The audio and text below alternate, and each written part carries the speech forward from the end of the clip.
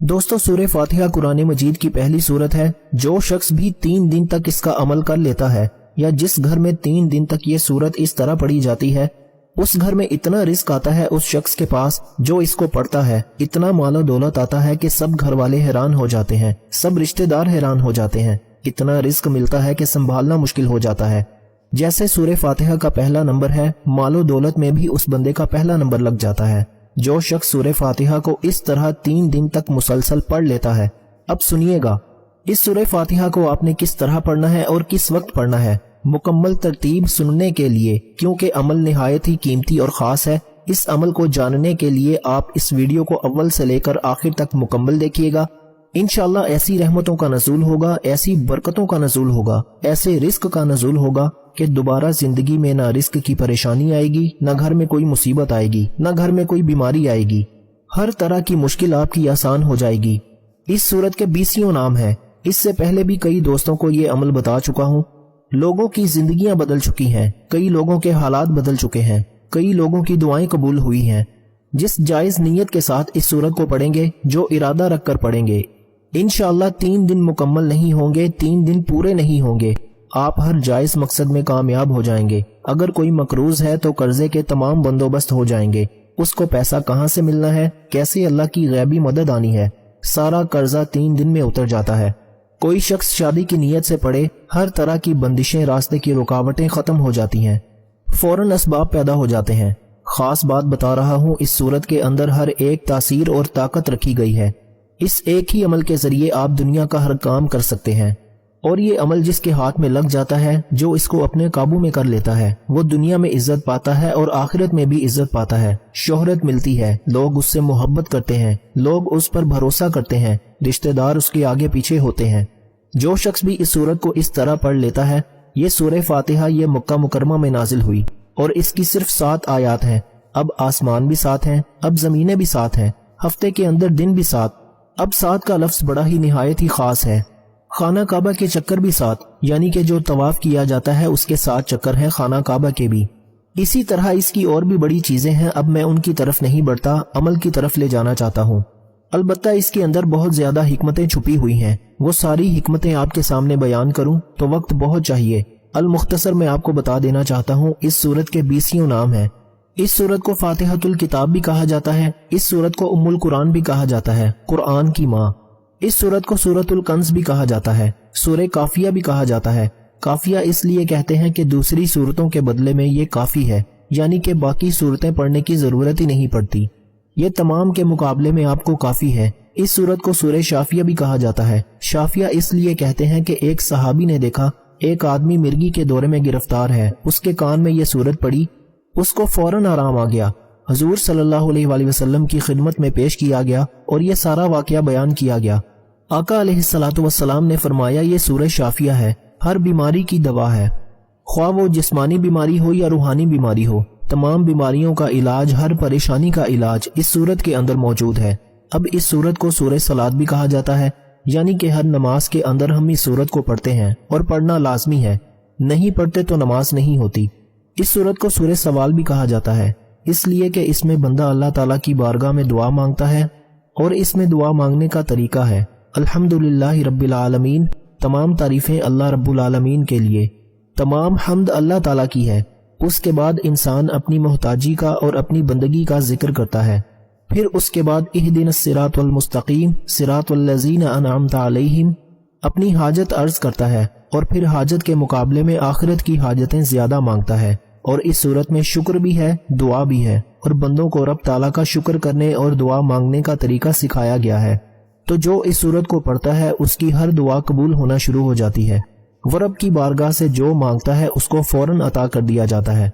अलगर्ज मैं आपको बता दूं, इस सूरत में सिर्फ 7 आयात हैं, 27 कलमे हैं, 140 हरूफ हैं। इसमें कोई आयत नासख या मनसूख नहीं है और ये ऐसी सूरत है कि जिसकी जितनी तारीफ की जाए, इसका जितनी बरकतें बयान की जाएं, वो सारी की सारी कम है। इसकी शान और अजमत बहुत बुलंदो बाला है। इसलिए दोस्तों, इस सूरत को आपने 3 दिन तक कोई भी एक वक्त मुकर्रर कर लें, फजर की नमाज के बाद, जोहर की नमाज के बाद, इशा की नमाज के बाद, जो आपके पास वक्त है, जिस दिन आप जिस वक्त में इसको वक्त मुकर्रर पर पढ़ सकते हैं, नागा किए बगैर آپ نے اس کو 3 دن تک اسی طرح پڑھنا ہے کہ اس کے اول آخر آپ نے درود پاک پڑھنا ہے۔ درود پاک حضور علیہ الصلوۃ والسلام کی ذات انور پر پڑھنا ہے۔ حضور علیہ الصلوۃ والسلام کی ذات پر آپ نے درود ابراہیمی جو ہم نماز کے اندر پڑھتے ہیں وہی درود پاک آپ پڑھیں گے۔ اس کے علاوہ کوئی دوسرا درود پاک اس عمل خاص میں نہیں پڑھ سکتے۔ بعض عمل ایسے ہوتے ہیں جس میں ہم کہہ دیتے ہیں کوئی بھی عمل کوئی بھی درود آپ اول آخر پڑھ سکتے ہیں، لیکن اس صورت کے اس عمل کے اول آخر آپ نے صرف اور صرف درود ابراہیمی پڑھنا ہے جو ہم نماز کے اندر پڑھتے ہیں۔ اس کے علاوہ کوئی دوسرا درود پاک آپ نہ پڑھیں، ورنہ اس عمل کی اس تاثیر سے محروم رہ جائیں گے جو آپ کو اس عمل کے ذریعے اس صورت کے ذریعے ملنے والی ہے۔ اور دوسری بات جو بڑی اہم ہے اس وظیفے کے اندر وہ یہ کہ آپ نے بسم اللہ الرحمن الرحیم اس کی میم کو الف لام کے ساتھ ملا کر پڑھنا ہے۔ انشاءاللہ جب آپ پڑھیں گے بڑی سے بڑی بیماری بھی ختم ہو جاتی ہے، بڑی سے بڑی حاجت پوری ہو جاتی ہے، بڑی سے بڑی مشکل آسان ہو جاتی ہے۔ جتنا رزق مانگا جائے رب اس سے بھی کئی گنا زیادہ اس بندے کو عطا فرما دیتا ہے۔ اس سے بڑھ کر اور انعام کیا چاہیے؟ اس سے بڑھ کر اور کیسا عمل چاہیے کہ جو آپ 3 دن تک کریں اور آپ کی 7 نسلوں کو آباد کر دیا جائے؟ یہ ایسا عمل ہے کہ جس کے کرنے سے آپ تو دولت مند ہو ہی جائیں گے، آپ کو تو رزق ملنا شروع ہو ہی جائے گا، لیکن اس عمل کی تاثیر اور طاقت اور برکت اتنی ہے کہ جو آپ کے گرد و نواح، جو آپ سے ملنے والے، جو آپ کے دوست احباب، جو آپ کے رشتہ دار، جو آپ کے ہمسائے، وہ اس کو بھی اس عمل کی برکتیں نصیب ہو جاتی ہیں۔ اس عمل کا فائدہ ان کو بھی پہنچتا ہے، ان کی بھی مشکلیں آسان ہو جاتی ہیں۔ جو شخص یہ عمل کر کے اپنے لیے دعا کرے اس کی بھی رب قبول فرماتا ہے، جو کسی اور کے لیے دعا کرے اللہ اس کے حق میں بھی اس بندے کی دعا کو قبول فرما لیتا ہے۔ اب یہاں میں ایک بات کہنا چاہتا ہوں کہ جو شخص بھی یہ چاہتا ہے کہ ہم اس کے لیے دعا کریں اور اس عمل کی اس کو اجازت خاص مل جائے اور اس کو اس عمل سے مکمل فائدہ حاصل ہو، وہ 100 مرتبہ درود ابراہیمی پڑھ کر ہمارے مل کر دے، انشاءاللہ جو بھی اس کے وظائف کے اندر رکاوٹ ہوگی اللہ تعالیٰ ختم فرما دے گا۔ جو بھی جس کے پہلے وظائف اثر نہیں کر رہے، انشاءاللہ جب 100 مرتبہ درود ابراہیمی پڑھ کر ہمارے مل کرے گا ان کے وظائف کے اندر تاثیر بڑھ جائے گی، اس کو اللہ تعالیٰ کے فضل و کرم سے بہت زیادہ فائدہ حاصل ہوگا اور اس عمل کی مکمل تاثیر اور برکتیں ملیں گی، ہر مشکل آسان ہو جائے گی۔ جو دعا مانگے گا انشاءاللہ 3 دن سے پہلے وہ اپنے مقصد میں کامیاب ہوگا، اس کی ہر دعا قبول ہو جائے گی۔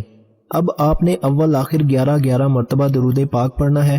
دوسری بات جو میں نے آپ کو سمجھائی وہ یہ کہ آپ نے الف لام کے ساتھ میم کو ملا کر پڑھنا ہے، یعنی بسم اللہ الرحمن الرحیم الحمد للہ رب العالمین الرحمن الرحیم مالک یوم الدین ایاک نعبد و ایاک نستعین اہدنا الصراط المستقیم صراط الذین انعمت علیہم غیر المغضوب علیہم ولا الضالین آمین۔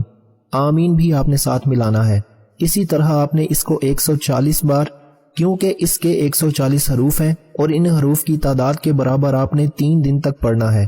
وقت ایک ہو، جگہ بھی کوشش کریں کہ ایک ہی ہو، جائے نماز بھی جس کے اوپر آپ نے بیٹھ کر یہ عمل کرنا ہے وہ بھی کوشش کریں کہ ایک ہی ہو، اور ایک پانی والی بوتل پاس رکھ لیں۔ کوئی بھی مریض ہو تو وہ پانی اس کو پلائیں گے، انشاءاللہ شفا ملے گی۔ گھر میں استعمال کر سکتے ہیں، باہر کسی کو استعمال نہ کروائیں، ورنہ اگر اس کے کوئی ایسے اثرات ہوں گے تو ان کا دفاع کرنا آپ کے لیے مشکل ہو جائے گا، اس لیے صرف گھر کے اندر استعمال کیا جا سکتا ہے، اتنی اجازت عام ہے۔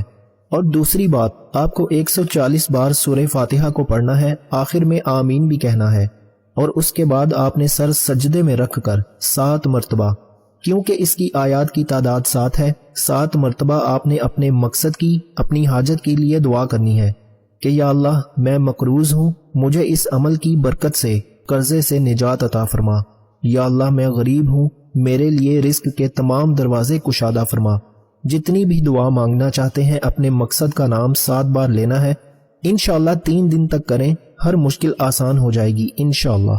اللہ تعالی ہم سب کا حامی و ناصر ہو۔ جزاک اللہ۔ السلام علیکم ورحمۃ اللہ وبرکاتہ۔